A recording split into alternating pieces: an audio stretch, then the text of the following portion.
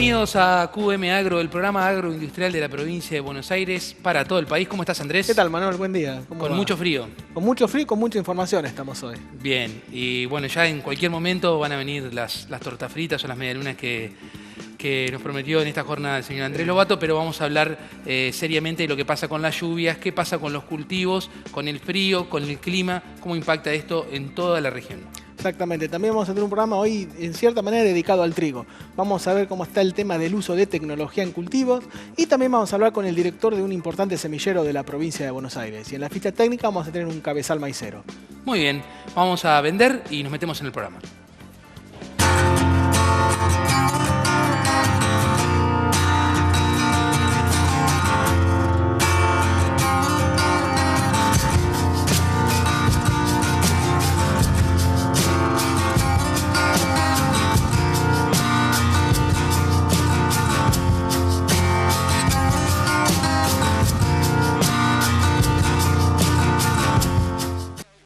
Integramos la última tecnología respetando el medio ambiente. Uniport 3030. Innovación, tecnología, robustez, precisión y seguridad. Yacto, a su lado siempre.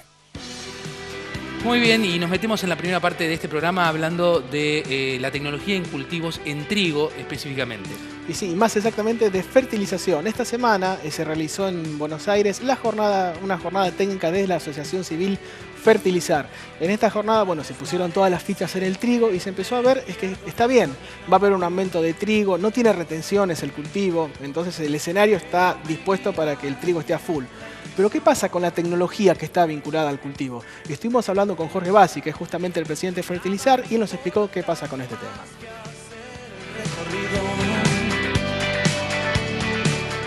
Bueno, vemos un cambio de contexto y eso, el cambio de contexto fue de 180 grados y eso empuja a una mayor intención de siembra en trigo. Eso lo estamos viendo, pero lo que nos preocupa es con qué tecnología se va a abordar el trigo. ¿Y por qué? Porque venimos de varias campañas donde la tecnología se fue abandonando. Usamos menos fertilizante en la última campaña que la anterior y menos la anterior que así hasta llegar al 2011. Y hay un desgaste importante en los suelos. Fundamental hacer todos los años nitrógeno, que fósforo y azufre, puedo guiarme en fósforo con algún resultado viejo, en azufre con lo que da la zona, que hay que empezar a mirar zinc, y que todo lo que haga con fósforo y azufre va a ayudar a que el nitrógeno en trigo se haga mejor, o sea, expresar el máximo rendimiento en trigo, pero además tengo que aplicar un remanente para que le quede a la soja de segunda. Porque si no aplico dosis importantes, teniendo en cuenta lo que requiere la soja de segunda, probablemente sostenga el trigo, pero se me caiga la soja de segunda. Y en muchas zonas la soja de segunda hace un gran aporte a la rentabilidad de la secuencia. Cuando hubo, porque se hablaba, bueno, estrategias defensivas, escuché por ahí de supervivencia directamente, ¿qué dosis se aplicaban así en promedio en la última campaña y cuál va a ser la dosis promedio que debería aplicarse o crees que se va a aplicar? La dosis va variando mucho por región, pero en una gran dosis promedio Argentina había superado los 200 kilos por hectárea. En la última campaña estuvimos en 120, 130 kilos por hectárea. Una brecha importante. Este año nos da las encuestas, bueno, sí, un aumento también importante. Aumento de dosis del 19%, pero que no llega a modificar el escenario hasta así, el máximo que nosotros hemos calculado de 230. Por eso es que hacemos hincapié. Hay que volver a hacer el cultivo bien hecho, hay que volver a buscar altos rendimientos y potenciales. ¿Qué implica un cultivo bien hecho? Eso es muy buena pregunta. Hay una cosa que hoy es fundamental. Un cultivo bien hecho implica consistencia entre la variedad que sembramos y el fertilizante que estamos aplicando en el suelo. Hay una gran introducción de variedades con genética francesa que generan mucho rendimiento, pero que al generar mucho rendimiento diluyen el contenido de proteína. Un cultivo mal fertilizado tiene 8,5 o 9 de proteína. Y eso es lo que vimos la última campaña. Entonces, si tengo una genética francesa y tengo que llevar el cultivo a 150, 160 kilos de N en el norte de la provincia de Buenos Aires y probablemente a 200 kilos de N en el sudeste de la provincia de Buenos Aires. Pero en el fondo, yendo a calidad o yendo por variedades que hacen rendimiento, necesito subir las dosis de nitrógeno. Entonces, de vuelta, momento de siembra, variedad, fertilización adecuada para esa variedad y basada en un análisis de suelo. Eso resume un manejo que tiene por lo menos los principales componentes para lograr un trigo exitoso. También está bueno subir este nivel de fertilización pensando en la próxima gruesa, ¿no? Bueno, hoy se dijo algo que es muy bueno. En las preguntas se dijo, bueno, el trigo es una base muy buena para todo, para meter fertilizante para una soja de segunda, para un maíz de segunda, para que quede para el año que viene. El trigo es una muy buena base para todo. En lo que es balancear los suelos, el trigo es muy bueno aportando carbono. El maíz también va a ser un jugador que crece este año, que va a ser muy importante, y también hay que todas estas herramientas refrescarlas para hacer un buen maíz. Se está hablando de una agricultura, de una producción de granos que va a crecer. Hay un precio, que acá se estaba comentando, un precio bajo de fertilizantes. ¿Cuál fue el uso de fertilizantes el año pasado en toneladas y cuál estiman que va a ser para la próxima? El año pasado tuvimos un consumo muy bajo, 2,5 millones de toneladas. Para ponerlo a nivel histórico, volvimos 10, 12 años para atrás. Este año estamos esperando un rebote rápido a 3.300.000 toneladas. Muy empujado por trigo, donde por lo menos va a haber un crecimiento de al menos un 40%, yo creo que un poco más, ajustando con las dosis, más maíz, y esperemos que algún ajuste de dosis en soja. Sin embargo, con ese de 3.300.000 todavía vamos a estar lejos del récord que fue 3.700.000 y lejos del camino que necesitamos, que está más cerca de los 4,5 millones de toneladas.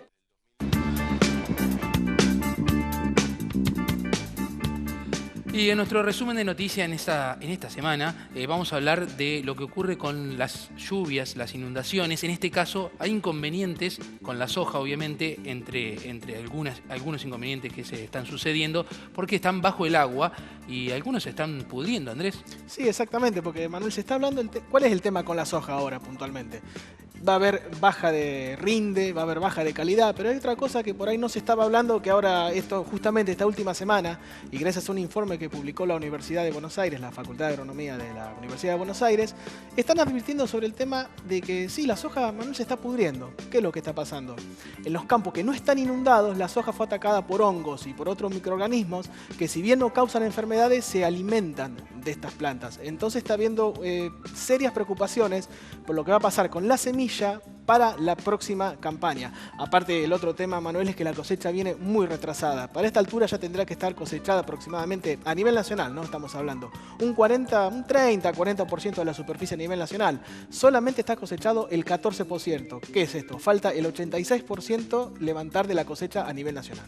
Y cuando bajen las aguas, ¿con qué panoramas nos vamos a encontrar? Y seguramente va a haber, ya viste que se está hablando de una pérdida de rindes, un piso mínimo de 3 millones de toneladas, pero además va a haber problemas en la calidad de la oleaginosa y este problema que está advirtiendo la FAO, cultivos podridos. Y en cuanto a la lechería, tenemos que contarles, venimos contándole a través de los programas, que también surgen problemas a través de las inundaciones. Sí, exactamente, la lluvia está castigando todo, está castigando las producciones de granos y sobre todo en cierta manera se ha ensañado con la producción tambera. Y ya está empezando a haber algunas estimaciones de lo que va a ser la pérdida de producción a nivel nacional. Y se está hablando de acuerdo a la cuenca lechera, ¿no? Pero se habla, vamos a poner un espectro, entre un 15 y un 25% de pérdida de volumen, o sea, esto es de litros de leche producidos. Entonces la industria, ¿qué es lo que está haciendo la industria lechera?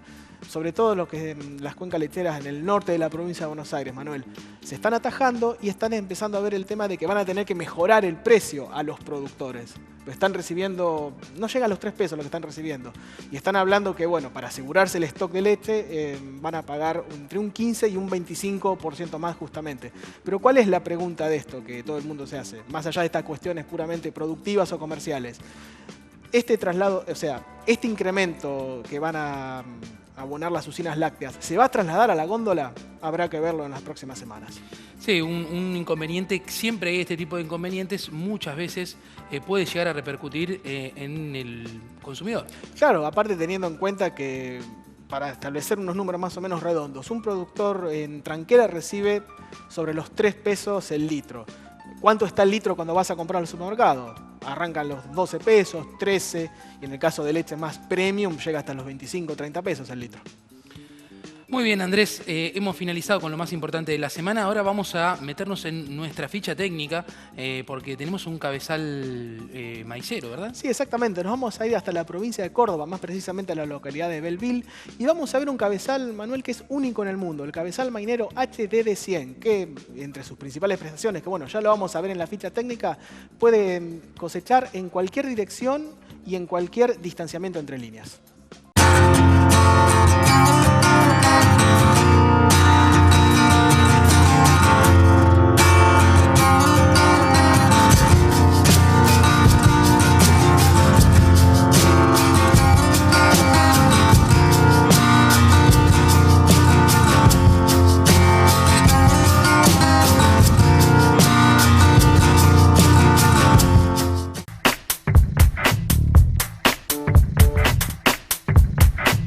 La innovación principal de este cabezal es que puede operar en cultivos sembrados a cualquier distancia entre hileras y en cualquier dirección, sin necesidad de ajustes, distanciamientos o adaptaciones.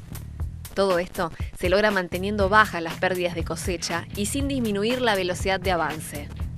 El punto clave de su diseño son las unidades recolectoras modulares independientes, ubicadas a una distancia fija de 52,5 centímetros. Su desempeño mejora en cultivos caídos y desalineados, con una elevada productividad y más horas de trabajo al día. Estas unidades trabajan con rolos deschaladores que permiten la cosecha en una gama variada de estados y condiciones de cultivo, en complemento con cadenas alzadoras que permiten el ingreso fluido de plantas a la zona de tracción. El cabezal se completa con puntoneras y capotas de acero inoxidable, con nuevo diseño para favorecer la penetración en cualquier dirección y distanciamiento entre líneas. Este implemento permite que las plantas que ingresan fuera de la línea central de la unidad recolectora lleguen a la misma sin ser cortadas o quebradas, con una inclinación mínima y prácticamente sin ser sacudidas.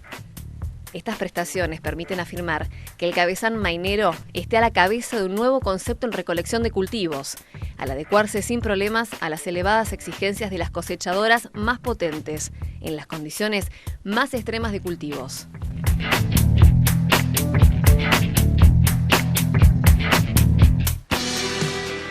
Muy bien, y ahora nos vamos a meter en un tema que tiene que ver con el comercio exterior, porque nuestras empresas, las empresas nacionales, tienen una producción importante dentro de nuestro país, pero también miran para otros sectores como por ejemplo Europa del Este. Exactamente, vamos a seguir ahora con una empresa cordobesa, estamos hablando de Metalfor. De Belleville nos vamos para Marcos Juárez. Y vamos a hablar con José Cisneros, él es el responsable de comercio exterior de la firma cordobesa. Nos va a explicar cuáles son las características, en este caso, de un mercado que Metalfor está explorando hace tiempo y con bastante éxito, que es Europa del Este, Ucrania, todos los países de esa zona. Nos va a explicar cuáles son las características de los implementos que hay que llevar a ese destino y cuáles son los ajustes que hay que hacer a las maquinarias, las estrategias comerciales, todo ese tipo de estrategias comerciales, ¿no? No trates de persuadirme. Tradicionalmente en Europa del Este, a lo que nosotros llamamos los países del Este, como son Ucrania, Rusia y Kazajstán, son grandes productores de trigo. Pero bueno, más que nada concentrándose en Rusia es el trigo como primer factor, y en Ucrania se ha desarrollado una diversificación aún mayor. Están produciendo cada vez más maíz, girasol, y hay un interés mayor también por la soja.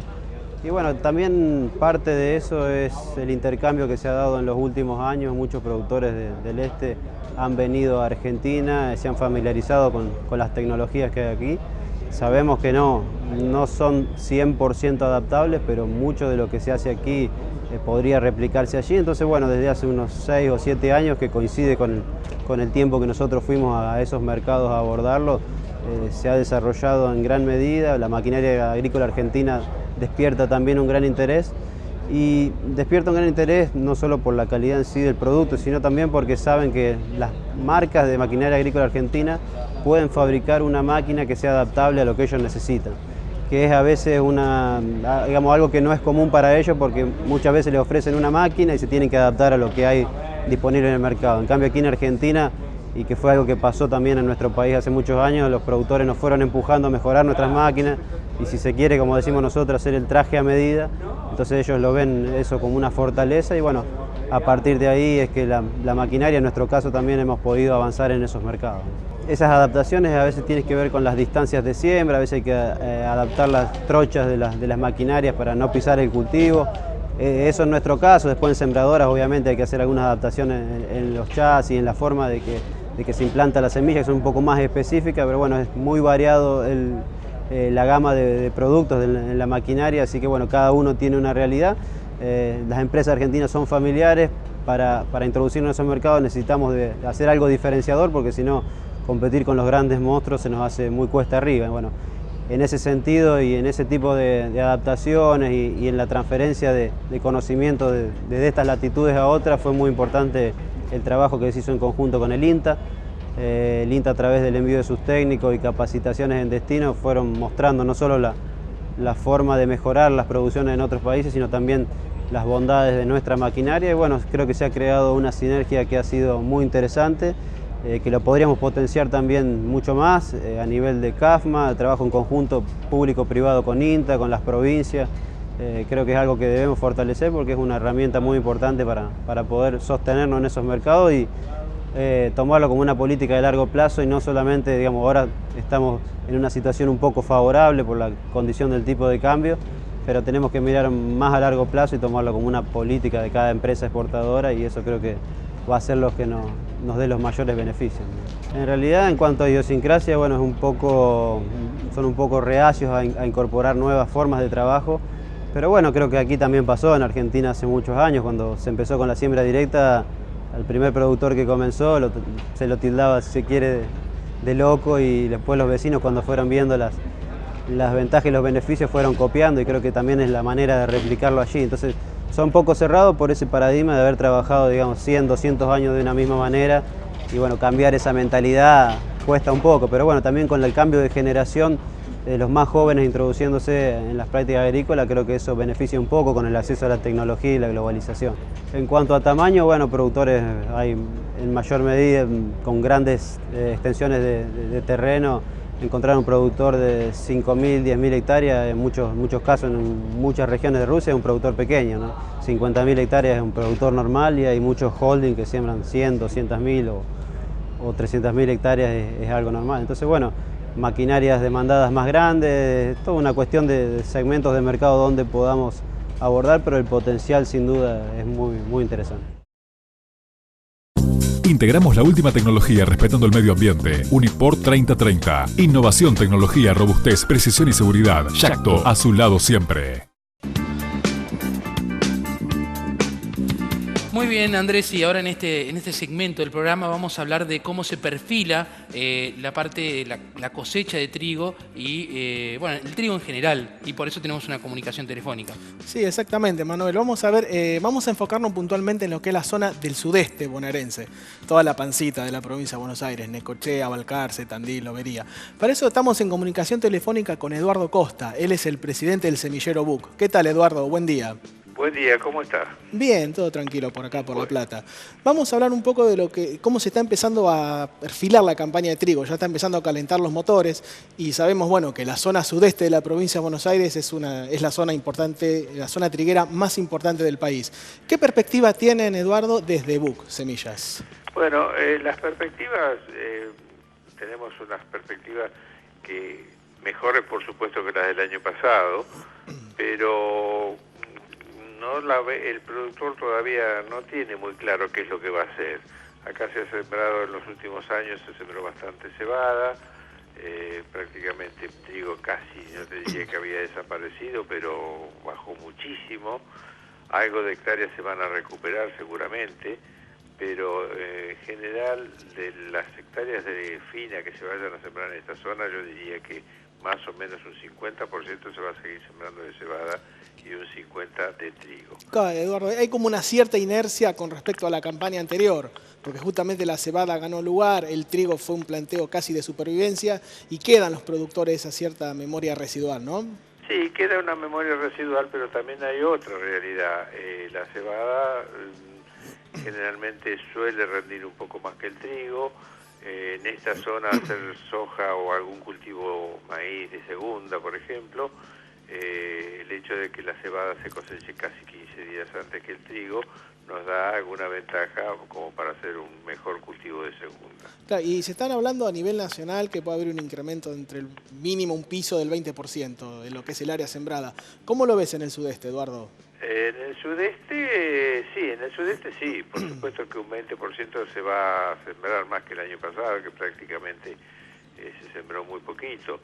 Yo diría que tal vez un poco más del 20 también se va a sembrar, 20, 25. La gente todavía está muy fría, está fría porque dos posibilidades, dos motivos. Uno porque ahora está con la cosecha de soja en plena evolución, y la otra es que el productor en general está muy desfinanciado, ha quedado, entonces no piden o no piensan hasta último momento, están viendo las posibilidades fundamentalmente financieras, ¿no? Y ahora, Eduardo, que mencionás la cosecha de soja, ¿hay problemas en el sudeste con el tema de levantar la gruesa? ¿Cómo viene el tema? ¿Puede llegar a diferir o a retrasar las fechas de siembra de trigo? Esperemos que no, esperemos porque acá no tenemos problemas de agua, tenemos sí problemas que ha estado lloviendo poquito todos los días, y bueno, acá con 2 días de sol y viento enseguida se seca y bueno, se empieza a cosechar. Tenemos un problema que es la falta de máquinas, muchas máquinas de esta zona fueron para el norte y están metidas dentro del agua, y las del norte tampoco han venido porque están con la misma problemática. Claro. Pero de todas maneras creo que vamos a llegar a tiempo, ¿no? Y ahora siempre, bueno, cuando empieza una campaña de estas características, sobre todo con el trigo y sobre todo en el sudeste de la provincia de Buenos Aires, está esta dualidad rendimiento o calidad. Desde tu mirada, Eduardo, ¿vos qué genética recomendarías usar, teniendo en cuenta, bueno, los factores climáticos, cómo está el suelo, los perfiles, lo comercial también? Bueno, con respecto a lo que son las variedades de trigo, o sea, las calidades, yo diría que a nivel nacional o a nivel mundial, el 18% o 20%, hacia entre el 15 y el 20% son trigos mejoradores de grupo 1, que eso es lo que tendría que tener el productor en sus manos. El resto tiene que ser de panificación directa. Hemos tenido un problema el año pasado por falta de financiación, donde se usó muy poco fertilizante, fundamentalmente nitrógeno, y bueno, es de esperar que este año se tome nota de eso y que podamos volver a tener un trigo que sea panificable directo y que nuestro mercado fundamentalmente es Brasil, ¿no? ¿Cómo, ahora que nombrás un tema importante en lo que es la producción de trigo, que es justamente la reposición de nutrientes, ¿cómo estás viendo la precampaña comercial para adquirir nutrientes por parte de los productores de tu zona? Y bueno, los productores están esperando la financiación deseada y anunciada, pero todavía no tenemos absolutamente nada, ¿no? Claro, lo decía más que nada por el tema de que a nivel mundial el precio de los fertilizantes ha disminudo, por ahí es un aliciente para que los productores fertilicen. Sí, señor, ha disminuido, pero vuelvo a insistirte, hoy el 85% de los productores están con serios problemas financieros que traen arrastrados desde hace 3 años o 4, ¿no es cierto? Y puede influir, finalmente, Eduardo, puede influir mucho lo que es el tema de los remanentes de trigo de baja calidad que van a quedar a la hora de... No creo que vaya a quedar mucho, porque prácticamente se ha embarcado un montón de trigo acá de lo que había quedado. Puede ser que todavía haya y se va a seguir embarcando, ¿no? Y siempre... A precios bajos, pero se sigue embarcando porque no hay otra solución. Claro, y siempre el sudeste, finalmente, esto por último, ¿no? Para ir terminando, Eduardo, siempre se caracterizó por lo que fueron, así en lotes puntuales o en regiones puntuales, rindes espectaculares. Sí. ¿Cómo lo ves ese tema, esta campaña? Si bien es muy temprano por ahí, pero ¿cómo lo ves? ¿Puede llegar a haber buenos rindes? ¿Cómo está el combo suelo, clima, bueno, perfiles? en este momento el suelo está bien, estamos con un buen perfil de agua en general, salvo algunas cosas muy puntuales, y bueno, habrá que ver cómo evoluciona el tiempo. A ver, la cosecha de trigo se determina fundamentalmente en los meses de octubre y noviembre. Los gurúes meteorológicos hablan de que, bueno, seguramente va a ser un año normal, y bueno, si hay una buena fertilización y el tiempo es normal, pensamos que la cosecha tendría que ser de normal a buena, ¿no? Fundamentalmente pensando que las variedades que se han presentado en los últimos años, en general son buenas, o sea, de un rendimiento muy aceptable. Está bien, perfecto, Eduardo. Muy claro el panorama que nos has brindado para esa zona de la provincia. Te agradecemos la comunicación. Hasta luego. Bueno, muchas gracias. Adiós. Bueno, Andrés, hemos llegado al final, Sí. muy rápidamente, pero hemos Bien. llegado finalmente a este último tramo del programa con un poco de frío y sin las tortas fritas que nos Sí, no. prometiste la semana pasada. No, había prometido medialunas puntualmente, pero debo confesar que preparando el programa sinceramente se me olvidó, así que pido las disculpas del caso. Acá me están haciendo algunas señas con el tema de la avaricia, que no quiero soltar dinero, pero bueno. Prometo, en vez de una docena voy a traer 2 la próxima semana. Listo, el compromiso está cumplido. Les invitamos a que entren y interactúen con nosotros en las Sí, redes sociales. que suban en QM-agro, que suban una foto de medialunas, porque me parece que es lo único que van a ver acá atrás de cámara. Muy bien, Andrés. La semana que viene a las 9 de la mañana nos encontramos para ver este resumen con todo lo más importante del agro. Perfecto, nos vemos. No trates de persuadirme, voy a seguir en esto, sé, nunca fallar.